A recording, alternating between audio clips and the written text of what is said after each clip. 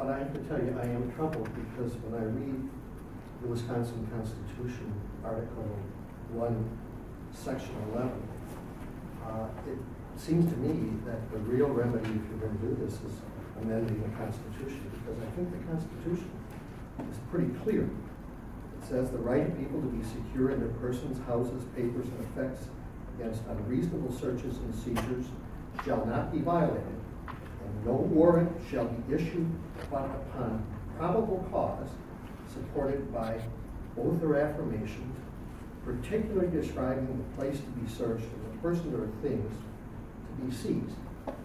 Now, under the current law, you could still ask for this with consent search. And as I'm sure all the law enforcement officers will tell you, probably a good 80% of the people consent to searches when they're stopped and when they're asked. But I just think when I read this, that that's a pretty clear standard, not in the federal Constitution, which is also a thing, but Wisconsin's Constitution is pretty specific about searches. And this is a search and seizure. There's no other way of describing this, of what's going on.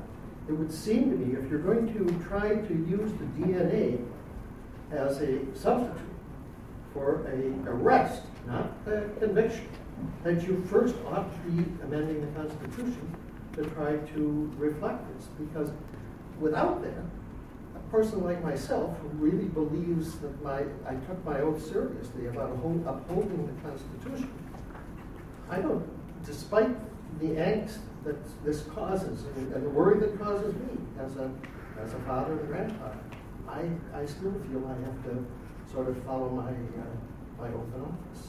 I'd love to hear your comments on whether your lawyers have told you something different about the Wisconsin Constitution, or Senator, what your staff has had about their thoughts about does this, how can you end run around this other than on the consent search in the Wisconsin Constitution? I would like to answer that. My organization, DNA Saves, has submitted amicus briefs in a number of these cases that have been in Wisconsin? Not in Wisconsin, no. Wisconsin Constitution. But also, I heard you say probable cause. And I'm not absolutely certain, but I know that in all the other states that I've dealt with, there cannot be an arrest for a felony without probable cause for an arrest. But that probable cause for an arrest is different than probable cause for a search. And this is dealing with probable causes for a search.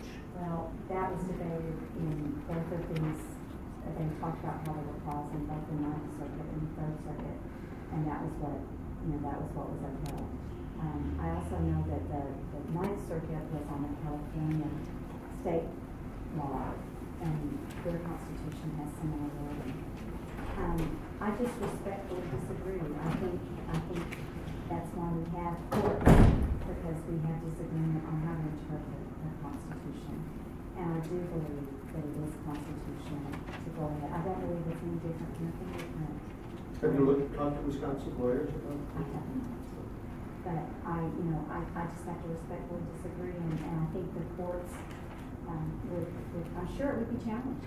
I'm sure it would be challenged. We've had lots of challenges, and I'm sure it would. I think it ultimately is going to be upheld. I think it ultimately is going to be the law of the land. And I think in the meantime, God's going to save. Yeah, just very briefly, I think I appreciate the question, and obviously that is one of the issues. There are feelings of that out there, and I think that's why I'm not an attorney. I'm not going to pretend to be an attorney, and that is why issues are challenged and given to the courts, where the courts actually determine the outcome. And it has been challenged in a number of the other states as well, and in most cases it has been upheld. But again, I would also equate it to the new identifier of the 21st century. Probably those same concerns were raised when the issue of the fingerprint came up. And again, in the bill that we have drafted, in the original bill as well as in the substitute, there will be a provision similar to what we have in place now, same as what we have in place now for fingerprints, that if you are found innocent, if charges are never filed, under a number of situations, you can expunge that. I do appreciate that. I'm a strong supporter of expunging innocent. But I really would urge you to think about drafting this as a constitutional amendment if you're going to try to sustain it. Because I just think this is pretty clear.